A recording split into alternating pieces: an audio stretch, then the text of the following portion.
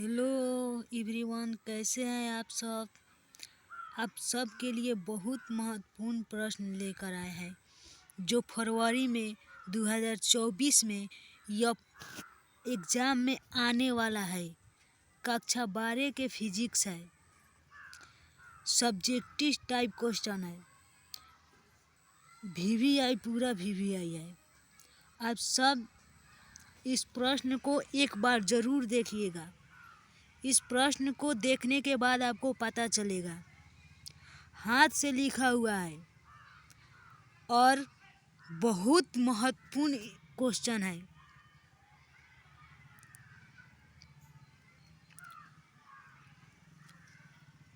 और चैनल पर नए हैं तो चैनल को सब्सक्राइब कीजिए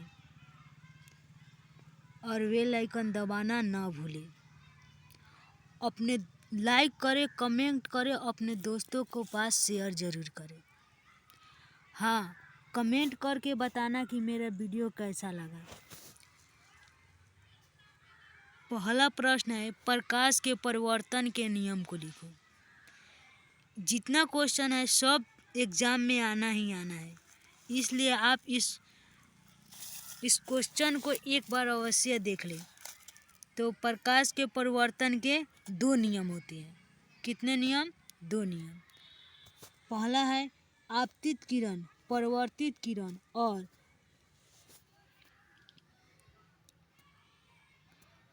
आपतित किरण, परावर्तित किरण और आपतन बिंदु पर डाला गया विलोम तीनों एक ही तल में होता है। आपतित किरण, परावर्तित किरण और आपतन बिंदु पर डाला गया लंब तीनों एक ही तल में होता है। अगला क्वेश्चन है, नहीं, इसका अगला दूसरा नंबर प्रकार है आपतन कोण। तो इसका परिभाषा नहीं है। आपतन कोण बराबर परिवर्तन कोण, यानी आपतन कोण को आई से डिनोट करते हैं और परिवर्तन कोण को आर से डिनोट करते हैं। तो कोण है तो एंगल लगाना पड़ेगा। तो angle I equal to angle R. Figure के माध्यम से देख लीजिए।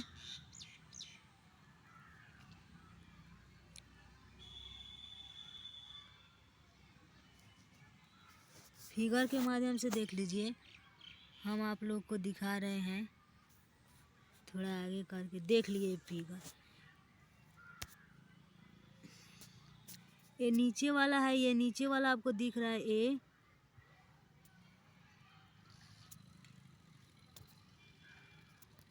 ये जो नीचे वाला है ना, ये नीचे वाला आपका क्या है? मिरर है। क्या है? मिरर।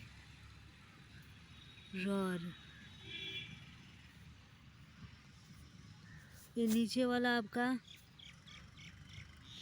मिरर है और एक आपतन कोण इधर से गया है, परिवर्तन कोण, और बीच में क्या? अभिलंब है। देखिए, ये वाला आई वाला जो डिनोट है आपतन कोण है, आर वाला से जो डिनोट है परिवर्तन कोण है, और बीच में जो अभिलंब है। तो आप लोग को ये प्रकाश के परिवर्तन के नियम समझ में आ गया होगा। आप लोग नोट भी कर सकते हैं या स्क्रीनशॉट कर लीजिए। अगला क्वेश्चन है क्वेश्चन नंबर 2। क्वेश्चन नंबर 2 को देखिए, प्रकाश के अपवर्तन को लिखें। ये भी बहुत महत्वपूर्ण है, इसको आपको एक बार ज़रूर देखना होगा।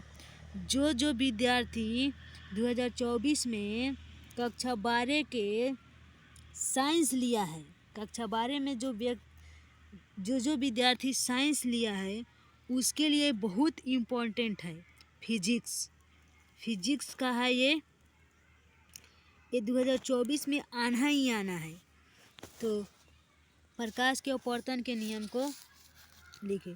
तो प्रकाश के अपवर्तन के दो नियम होते हैं। प्रकाश के अपवर्तन के कितने नियम होते हैं? दो नियम। पहला नियम है आपतित किरण, अपवर्तित किरण।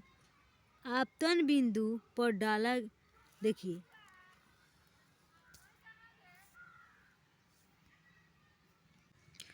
तो हम कह रहे थे प्रकाश के अपवर्तन के दो नियम है। तो पहला नियम ये है आपतित किरण, आपतित किरण, अपवर्तित किरण तथा आपतन बिंदु पर डाला गया अभिलंब एक ही तल में होता है, उसके सेम टू सेम है, सेम टू सेम है उसके जैसा, प्रकाश के परिवर्तन के नियम के जैसा। प्रकाश के अपवर्तन के भी दो नियम है, परिवर्तन के भी दो नियम था, अपवर्तन के इसमें है आपतित किरण, अपवर्तित किरण तथा आपतन बिंदु पर डाला गया विलंब एक ही तल में होता है। ये तो आपको समझ में आ गया। तो अगला, इस नियम के अनुसार अपवर्तन के दो प्रकार है, तो एक प्रकार देख लिए, दूसरा प्रकार देखिए, ये वाला देखिए। इस नियम के अनुसार आपतन कोण की जाया तथा अपवर्तन कोण की जाया का एक स्थिरांक होता है। क्या होता है? एक स्थिरांक, कांस्टेंट होता है। इस नियम के अनुसार आपतन कोण की जाया तथा अपवर्तन कोण की जाया का अनुपात एक स्थिरांक होता है। तो एक स्थिरांक होता है। स्नेल के नियम से साइन आई बटा sine R equal to mu. Mu क्या है? म्यू स्थिरांक है, म्यू स्थिरांक है, कांस्टेंट है,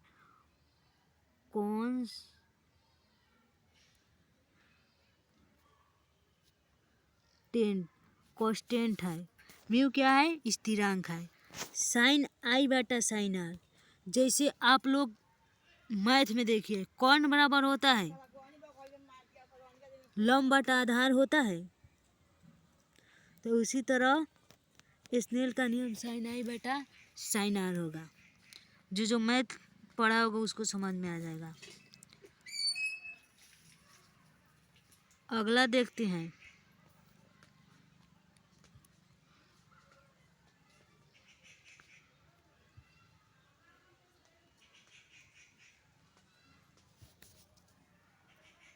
अगला प्रश्न है,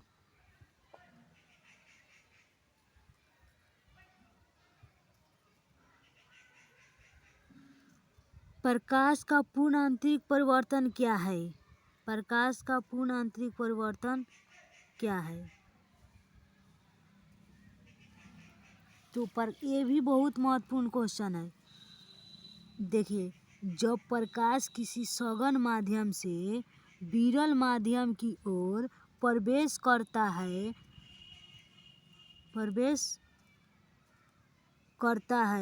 तो प्रकाश अभिलंब से दूर मुड़ जाता है। प्रकाश अभिलंब से क्या? दूर मुड़ जाता है। प्रकाश अभिलंब से दूर मुड़ जाता है। जब प्रकाश क्रांतिक कोण से अधिक कोण से आपतन कोण बनाते हुए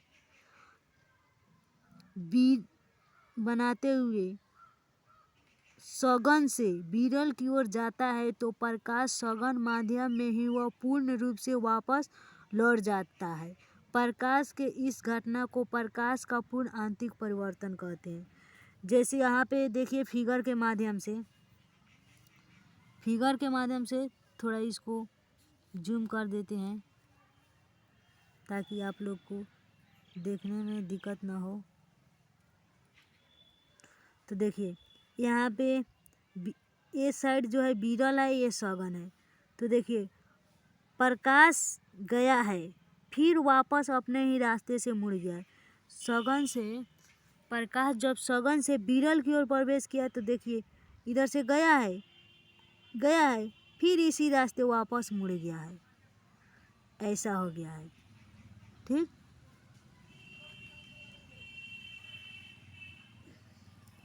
यहाँ पे क्या है? आर को क्या बोले थे? वहाँ पे आपतन कोण बोले थे। आर एक बार देख लीजिए, आर को क्या बोले थे? आर को हम बोलते हैं आपतन कोण, सही है।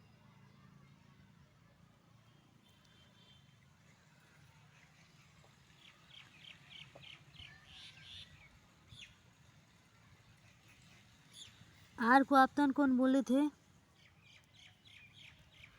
और जो आई था उसको परिवर्तन कोण। तो R1 R2 I1 I2 यहाँ पे IC हो गया IC, क्योंकि I बड़ा है IC से। जब I बड़ा है IC से तो IC क्या है, IC क्रांति कोण है। IC है जो IC है यहाँ पे जो है वाला IC जो है ये वाला जो है ये वाला तो क्रांति कोण है। IC क्रांति कोण है। तो ये भी प्रश्न आ सकता है कि क्रांति कोण क्या है, क्रांति कोण क्या है।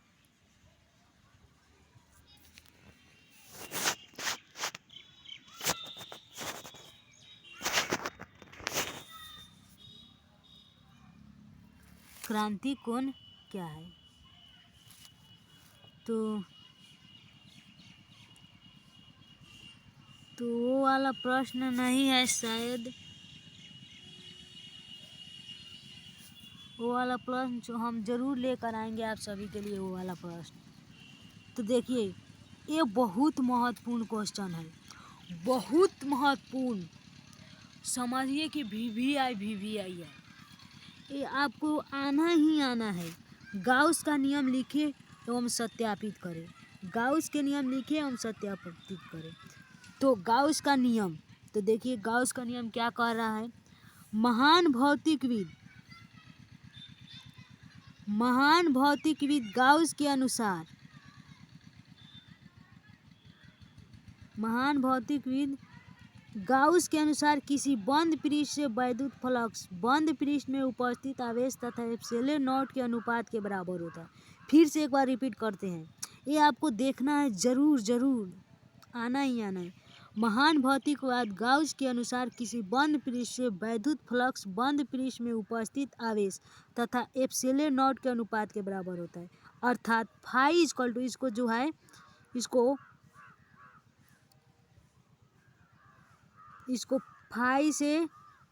फाई से डिनोटेड करते हैं।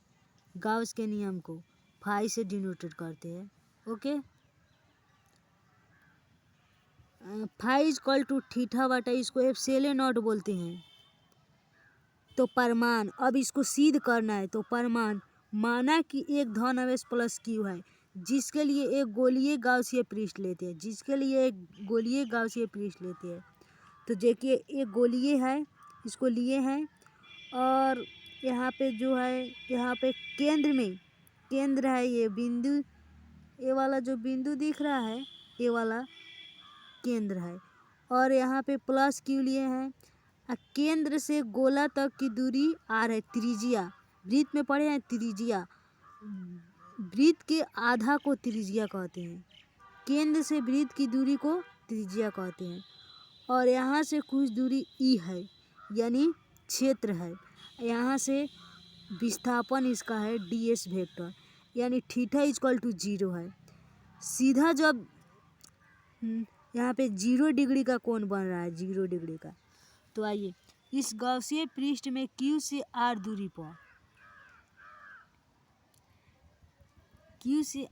पर ds क्षेत्रफल लेते हैं।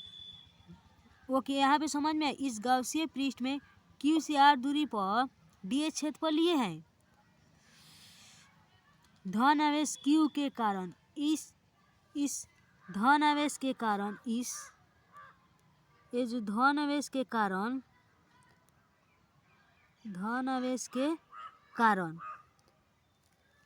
ये वाला धन आवेश के कारण ds क्षेत्रफल से वैद्युत फ्लक्स निकालना, तो d फाई बराबर E vector dot delta S vector, ds vector. तो जब डॉट गुना करते हैं तो cos थीटा आ जाता है, और क्रॉस करते हैं तो साइन थीटा। तो EDS तो cos थीटा, EDS cos 0 का मान 0, cos थीटा का मान 0 रखना है। तो कॉस जीरो का मान कितना होता है 1 होता है। तो डी फाई इजकल टू कितना हो गया, अगर ईडीएस में 1 से गुना करते हैं तो ईडीएस होगा। अब पूरा अब इस गोले के पूरे क्षेत्रफल निकालना है तो लिखेंगे पूरे गाउसीय पृष्ठ से वैद्युत फ्लक्स, पूरा का अब वैद्युत फ्लक्स निकालना है। तो जब पूरा का निकालना है तो समाकलन, ये वाला जो चिन्ह है ये समाकलन है। क्या है? समाकलन है। ये वाला चिन्ह समाकलन है।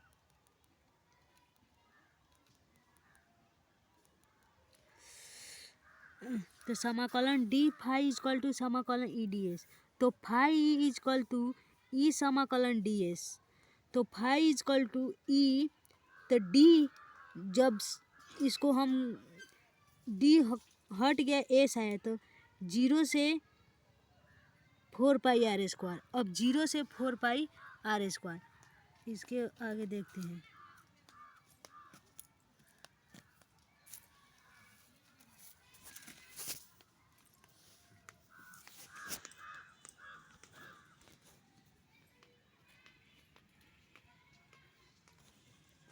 यहाँ पे देखिए, यहाँ पे प्रूव हुआ है।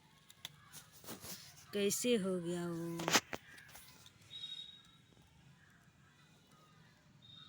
यहाँ पे देखिए, तो वहाँ पे क्या था, फाई इजक्वल टू ई गुना एस 0 से पाई बाई 4 था।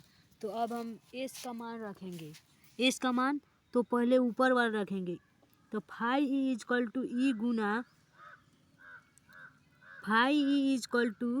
गुना बड़ा कोश 4 पाई आर स्क्वायर माइनस 0। तो फाई इजक्वल टू ई गुना 4 पाई आर स्क्वायर, इसमें से 0 जाएगा तो उतना ही रहेगा। Phi equal to K Q, यानी ई बराबर होता है के क्यू बटा आर स्क्वायर, यहाँ पे होता है गुना 4 पाई आर स्क्वायर। तो फाई बराबर के का मान होता है 1 बटा 4 pi epsilon not Guna Q बटा आर स्क्वायर